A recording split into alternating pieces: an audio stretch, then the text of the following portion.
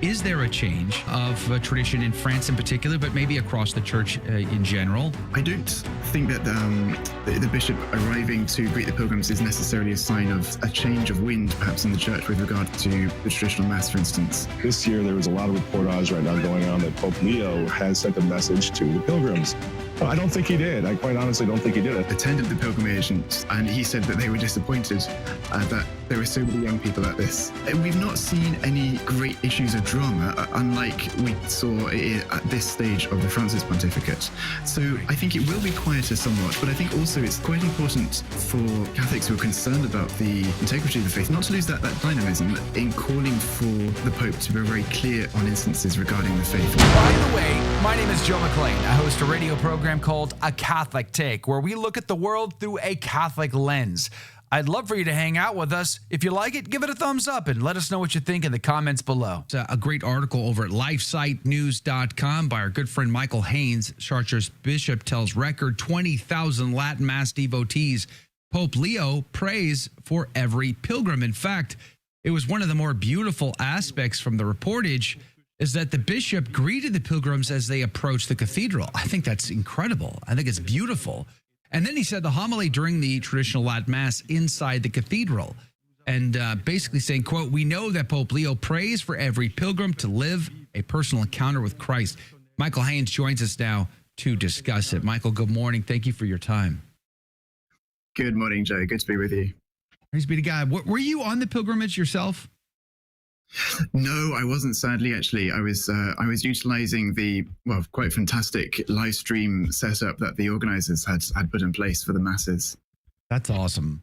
Now, I've never been on the Chartres pilgrimage. I would love to go. It's a bucket list item, I would say, but it's hard to get on apparently because it sells out in record speed. As soon as they open the gates, it's like 20,000. Took only 2 days to fill up, so it fills up quickly. But is it common for the bishop to greet the pilgrims outside the cathedral? I think Michael Matt would be possibly the best one to ask this. I think it has happened before. The bishop there has been in place for a couple of years, and he's welcomed them, been present at the masses also.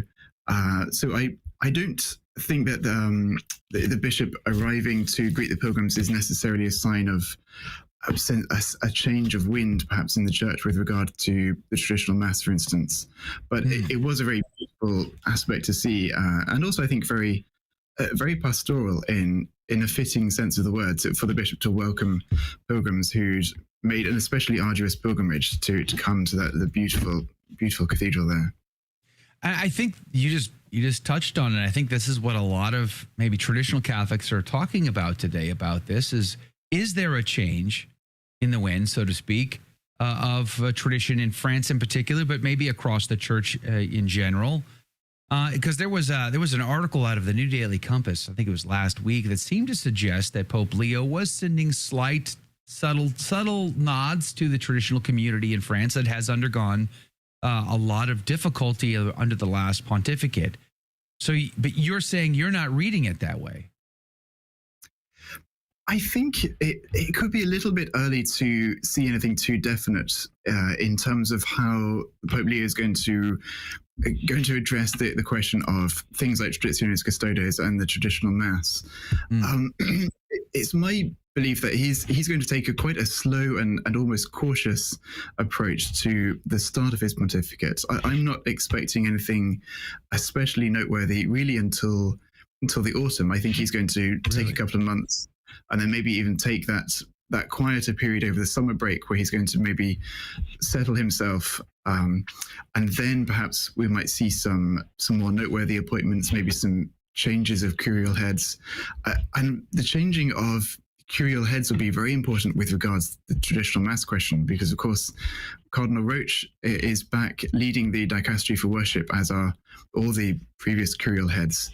And we've seen over the last couple of years that there have been attempts from the dicastery to try and implement more restrictions, particularly on the Chartres pilgrimage.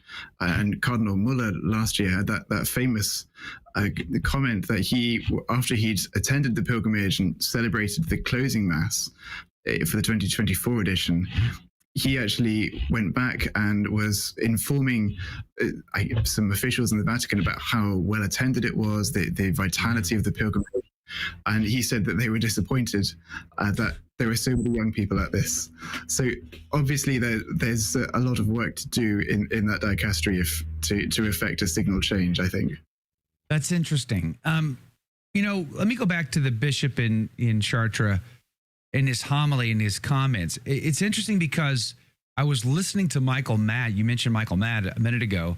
I want you to listen to this and tell me what you think. This year, there was a lot of reportage right now going on that Pope Leo has sent a message to the pilgrims. I don't think he did. I quite honestly don't think he did. I think Bishop Christori here, the Bishop of Chartres, read a message in which he was sort of saying, of course, the Pope is with you. He's with all pilgrims who are trying to find Christ in the world. I have his words right here.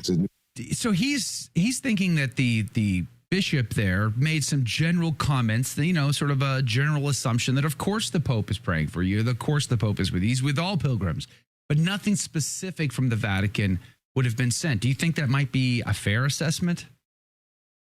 I think so. I would share Michael Matt's assessment there because the bishop's words seem to be quite general. They seem to almost be a summary of Pope Leo's themes and previous statements, which he's made to a number of the Jubilee events, which are taking place pretty much every other weekend at the moment at the Vatican.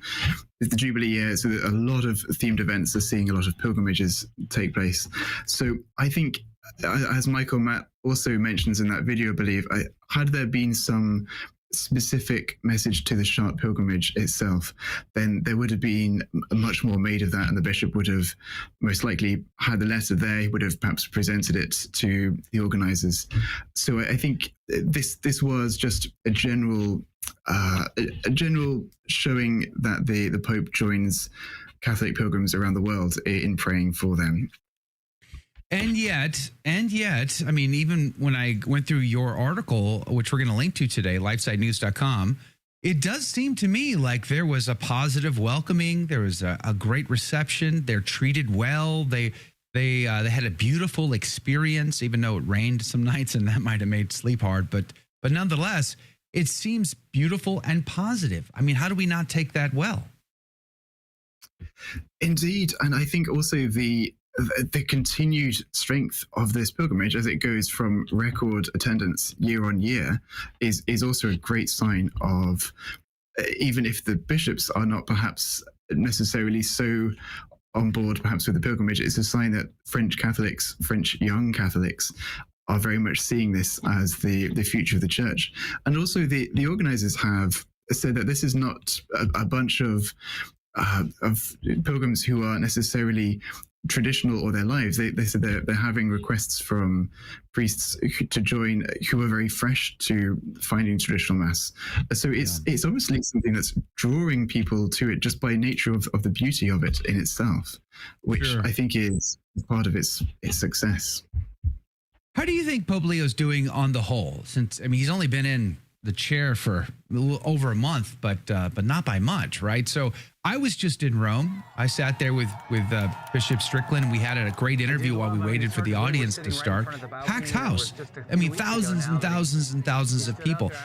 And when he drove by, everybody was very excited. We got 10 feet from him at one point. It was very exciting, praise be to God. It seems like he's being well received. I asked one of our tour guides, a local, I asked her, how is his Italian? How are the Romans taking to him? They seem to treat him well. They seem to like him a lot. How are you seeing it?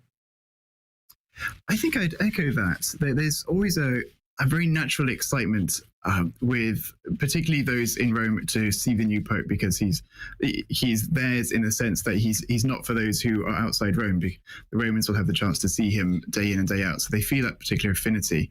And his Italian is obviously very good. He's a linguist. He seems to be also an intellectual, and it seems a lot of the cardinals around him are saying he's a quiet man in the sense that he will take his time listening to various arguments on different issues and weighing up the pros and cons. So we've not seen any great issues of drama, unlike we saw at this stage of the Francis pontificate. So, Right. as mentioned, I think it will be quieter somewhat, but I think also it's quite important for Catholics who are concerned about the integrity of the faith not to lose that dynamism in calling for the Pope to be very clear on instances regarding the faith. For instance, the appointment of the new president of the Pontifical Academy for Life, that's quite a concerning move because he has some very questionable comments regarding the use of contraception. So I think we mustn't be lulled into a false sense of security just because it's quieter than it was under Pope Francis. I think Pope Leo still needs to issue some very clear teachings on Catholic aspects regarding the teaching regarding marriage and family, regarding the liturgy especially, which is something that Bishop Schneider said on your show some weeks ago, that the new Pope needs to be very clear and issue some sort of formal teaching because we've had so much confusion. And the world, I think, was not going to pick up on the subtle phrases that the Pope might use. They might be effective in some spheres of Vatican diplomacy, but for the world who've seen the Church essentially cave on the issue of homosexuality, they've seen the Church appear to support same-sex blessings. The new Pope now needs to have a very clear position saying, no, this is actually, the Church teaches this. We do not support, for instance, homosexual marriage. We cannot approve of homosexual. Yeah, Bishop Strickland made similar comments in the conversation that I had with him in St. Peter's Square just a couple of weeks ago. Excuse me. But there's an article I want to mention and quote from Phil Lawler over at CatholicCulture.org. Will this be an ordinary pontificate is the headline. We'll put a link to it in the show notes. In the last paragraph, he says, a month has now passed and the new Pope has not done anything stunning. And that's perfectly all right. The Pope's duty is to steer Peter's bark, not to provide the power. And we already know the ultimate destination. If he sits quietly in the helm, adjusting the rudder a bit now and then with the judicious application of canon law, we may come to recall what a blessing and ordinary papacy can be. In the article, Michael, he sort of compares, Francis and Paul, our JP2, and even Benedict, to what he thinks Leo might do. And he's saying an ordinary pontificate isn't all fireworks and splashes and headlines and, world traveling and all these things. It's quiet, it's calm, it's settling. Do you think that's a fair assessment of Leo? Do you think that's what he'll do? I think so, because I think he will try and draw from the previous pontificates in different ways. Obviously, I think it's fair to say he was trying to draw on imagery and themes which would liken him to John Paul II. He's trying to be more, I think, intellectual and spiritual in terms of his speeches, which would liken him perhaps to Benedict XVI. He's used quite a lot of keywords which we saw from Pope Francis, things like synodality and humanism. So I think he's going to be certainly more quiet, and I think we'll see over the coming months once he's found his feet in a sense. He's going to make foreign trips. I'm hoping Pope Leo will call me for some advice. I'd be more than happy to provide it to him about what I think he needs to do and how I sent him a tweet the other day. I'm like, Pope Leo, thanks for removing Rupnik's art, but next time, don't do it quietly. Do it as loud as you possibly can. The man was a grave blot on the body of Christ. Michael Haynes, God bless you. God love you. We really appreciate having you on the team. LifeSiteNews.com. Did you like that video? It's okay. You can admit it. It's perfectly fine. Hey, we cover the big stories of our day, from inside the church to outside the church to all points in between, and we do it from a Catholic perspective. It's called A Catholic Take.